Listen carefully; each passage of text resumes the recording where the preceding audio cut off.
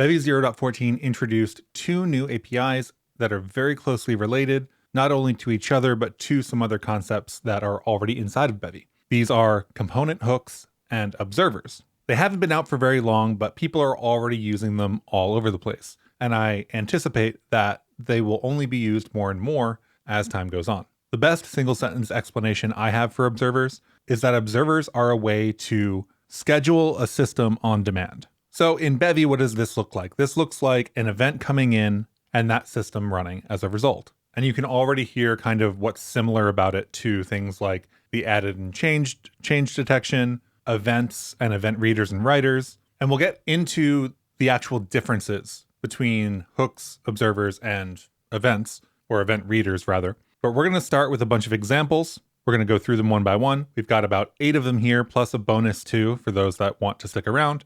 And by the end, you should know how to use hooks and observers at a basic and intermediate level. So what are component hooks anyway? And what are they for? If you've used Bevy in the past, you've probably derived component for one of your components that you've attached to an entity. The code in this startup system here should look pretty familiar if you've done that before. So commands.spawn with some component with some value. You can insert, remove, and so on and so forth. When these components are added to, inserted on, or removed from an entity, we can register something called a component hook to listen to any of those events and fire immediately. And I do want to be a little bit careful here because firing immediately does not mean firing in the middle of a system, right? It's not like the system is going to stop to evaluate the hook or the observer or whatever. So let's take a look at what's going on here and run this example. All of the examples pop up a window. That's just for convenience because I wanted to write the examples very similarly to the way that you would write, your normal application. So if we look at this output, we can see that we are spawning commands.spawn with some component. This is creating an entity and associating this component with it. Then we try to insert that component with a different value. We try to remove it twice, and then we insert. We have a component hook registered for each of the events for on add, on insert, and on remove, which are all events that fire. Inside of each of these handlers is what I'll call them for now. All we have is an info log. So when on add runs, it will print out on add. So the question becomes, when do these fire? We can see that there are 5 commands here in effectively our command queue, but we have 6 logs on the left. So what happens here is that when we add a component for the very first time and one doesn't exist, on add will fire. And if we comment out everything else and run this again, we can see on add does indeed fire, but also on insert fires. So what we actually end up seeing is add and insert fire for the very first insertion of the component, then insert fires for the next insertion, remove fires because it removes that component, the next remove, because we've already removed the component,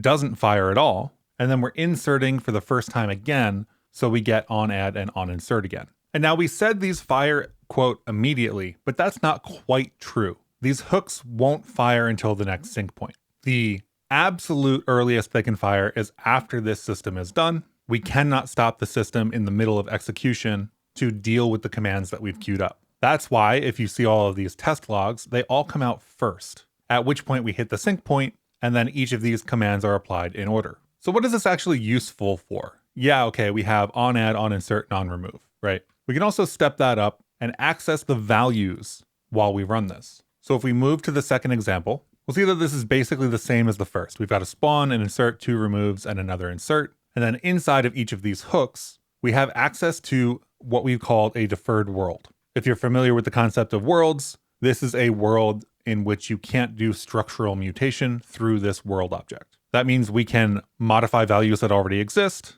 but we cannot spawn new ones using this world. We have to put it into the command queue for later. But using this world, we can get the value of the component for the hook that just fired. So for each of these, we're doing that now. And if I reorient this a little bit better for visibility, you can see that we have the same on add, on insert twice, on remove, on add, on insert that we saw in the first example. And we can get the value for each of these components when that happens. So again, why is this useful? What is it used for? In my opinion, component hooks are best for establishing invariants. This is, for example, if you're building a third-party crate and you offer a component to your user who's building their own Bevy app, and you need to maintain a spatial index. Maybe you're building a Vampire Survivors clone or something like that. You can use hooks associated with your component type. You can get access to your resources and the component values for the components that your user is using, build that spatial index and make sure it's always up to date whenever any component is added,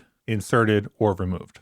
So in general, component hooks are for upholding that kind of invariant. You can absolutely just misuse these for a whole bunch of stuff. I don't know that it's necessarily misusing, but you can definitely put a lot more in here than maybe you should, but that's the way that I would describe it. Basically, use component hooks for upholding these invariants, such as when this component is inserted on an entity, we have to add it to an index, and we want to do that before anything else runs. So maybe our example hooks component here must always be in the index or the index system will fail or something like that. Now, hooks are great, but they are a little bit limited. They only have onAdd, onInsert, and onRemove events. Of course, each of these events is in the docs. So if you want to look for onAdd, onRemove, or onInsert, there's additional information for each of them. I would also suggest going to take a look not at the derive macro for component, but for the trait, because the trait has a bunch of extra information.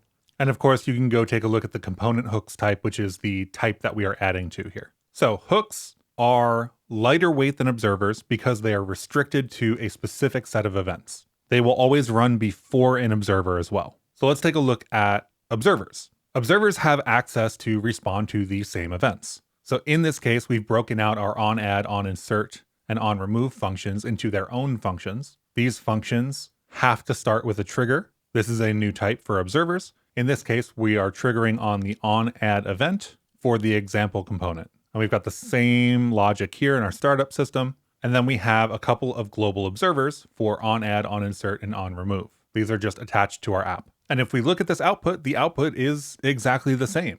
And you might be wondering why. And that's because component hooks can only ever have one hook associated with a component. So if you want to use the component hook for onAdd, for example, component, you can't add a second. For observers, you can just listen to whatever you want. They do run after component hooks, so they're better for application logic, while component hooks are better for upholding invariants in that sort of third-party spatial index example that we were talking about. Defining an observer, like we started talking about earlier, requires a trigger as the first argument with the event. In this case, because the onAdd event also takes this second type argument, we add example component. You can also add a bundle here, and this onAdd trigger will run for any component in that bundle, but that's a little bit more advanced. So we're going to stick with components for now. This trigger is where we get all of our information from. So we've got the entity that this was triggered for, and if we want to get the value of a component, this is just a system. This looks exactly like a system, functions almost exactly like a system. So if we want to say get the value for an example component for the entity that this was triggered for, that this component got added to, then we can use that query with the entity information from the trigger to actually get that value, which is how we're getting the values out here. So if we move on to the fourth example uses observers in the same way that we just saw, and also registers component hooks in the same way that we saw originally. Our hooks, again, accept the deferred world, which we can use to also get the component using the same entity. So the same kind of pattern we were just using in observers, just written a little bit differently because we're doing it through world access instead of queries. We get the entity the component was inserted on and the component ID, which we are just not going to talk about currently. So given that we have these three hooks for all three events and these three observers for all three events with the global observers, we can run this example and see the ordering. Now the ordering will be the same that we've seen in the other examples here. So we're going to get our onAdd first, then the onInserts, then the onRemove, then the onAdd, then the onInsert, just like we saw before. It's the same code. Except now you can see that the hook always fires first and the observer always fires second. And then we go on to the next one. The next hook fires and the next observer fires. So observers for the same events that we're listening to with these hooks will always fire after those hooks. And you can see that pans out true for all of these. Which brings us into some of the extra stuff we can start doing with observers. So we had global observers in the last example. We had the .observe function on app. And now we're going to put .observe on the entity that we're actually spawning. The onAdd function is exactly the same, as are the onInsert and onRemove. We've got trigger onRemove for our example component, same query, same code. And we can see that we get much the same thing, except that because these observers were added after we spawn, so we commands.spawn, and then we start observing, we never saw the onAdd. So these only start observing once we've inserted them, which means that we get this insert, these two removes, and this insert in our output here. The important part being that you can add observers to entities that you're spawning in, or you can have these global observers that we were using before. And what use is that unless you move to the somewhat obvious next step and start using custom events, either custom global events or custom events on specific entities. In example 6, we're spawning 3 entities, so we've changed the code in our startup system. We're spawning empty entities in with no components on them, doesn't matter. And then we're observing with this observer called onMyEvent for each of the 3. This observer is a trigger for myEvent, which we've defined here, and is a regular derive event with a struct. So when we fire this event for this entity, this observer will run, and we'll get the same information, trigger.entity, trigger.event. So you can see in our startup, we're using a new API called trigger targets to fire our event at specific entities. And also anything that goes in this second has to impl, I believe, into trigger is the right trait. So that means we can put not only one ID, but we can put a vec of IDs. So in our output here, we've got the first event coming through with a message of success, and then each of the other entities, 1v1, 2v1, and 3v1, coming in with the second event message. And that's because we start with trigger targets on the first entity with our success message for this event, which fires our observer. And then we also have trigger targets on all 3 of them with a second event. And because we're queuing these up in order, they're going into the command queue in order, so they will be evaluated in order. We will always get this processed first and this processed second. And you can define any arbitrary event and do whatever you want inside of them. So moving on to the 7th example here, the global observer.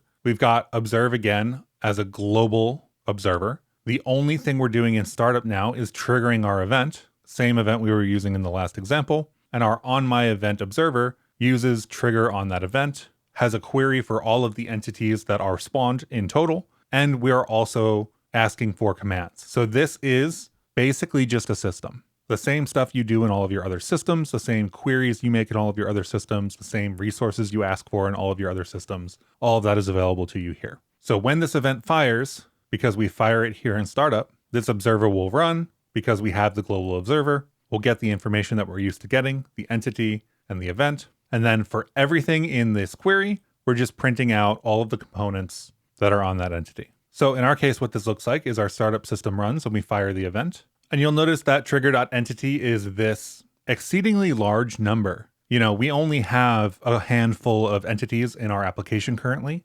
So it's a little bit strange to see such a large number for the first number of the entity ID. But that's because if you look at the entity docs and you go to look at the placeholder const, the placeholder for an entity is U32 max. And what is U32 max in the docs? 4.294.967.295, which is 4.294.967.295. So we know we have the placeholder entity here, which means that it really wasn't called on anything.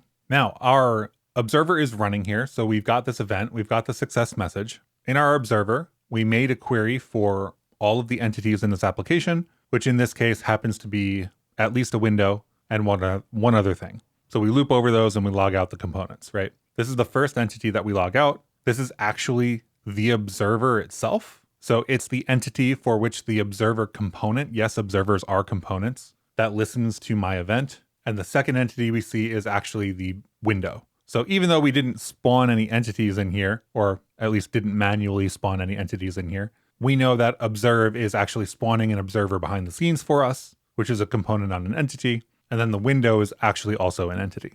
So with that, we can kind of do whatever we want. One common pattern that seems to be popping up is having a global observer like this, calling this system something like spawn my thing, and then firing spawn events, which fire this observer, which then do a commands.spawn for whatever thing you are going to spawn a bunch of different times. So at this point, we should understand that observers are basically systems that are scheduled on demand, and we can trigger them by firing these events. Those systems can do pretty much everything we expect them to be able to do. And there's one more interesting thing that observers are capable of. And this speaks to how observers run in comparison to systems that are scheduled. So for example, number 8, we've got the same global observer. The code is a little bit different here, but in startup, we're triggering it with a new event. Our event has a field called spawn n times, which is the number 4. And what we're going to see here is that observers can trigger other observers and even trigger themselves recursively. So our observer here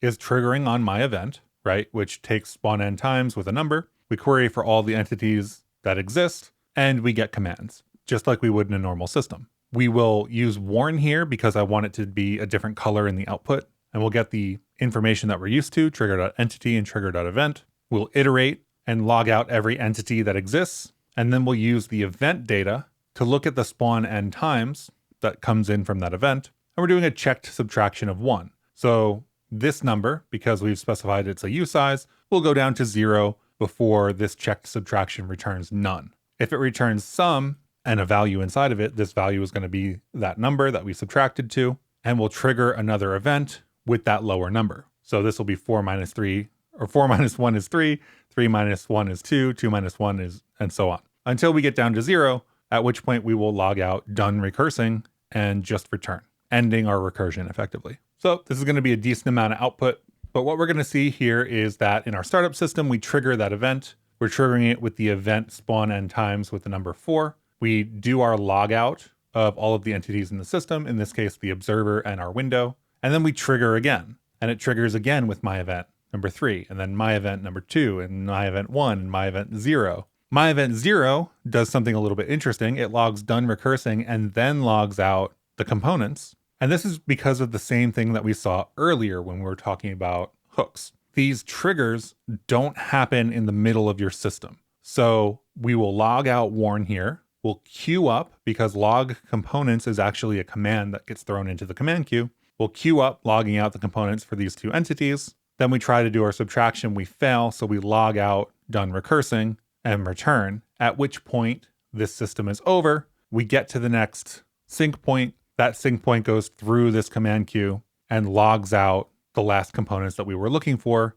because again, log components is a function on entity commands. So you can use this to trigger as many different observers as you want. They will all run recursively to the end of their extent, which means that yes, you do have to care whether you are calling this infinitely recursively. This is on you as a programmer to prevent. If you do call observers recursively without a stop condition, it will just run forever and it'll stack overflow. But if you use it correctly, it is very powerful because it allows you to do a whole bunch of different things, including triggering any other observers for any other entities. So that's hooks and observers. Again, the TLDR for observers is on-demand scheduling of systems. So in this case, our observer is the system that we're scheduling, and the event is the way that we are triggering the scheduling of that system. And then looking at component hooks again, component hooks are good for upholding invariants, like adding things to indexes or making sure that something is guaranteed to be true or be there or exist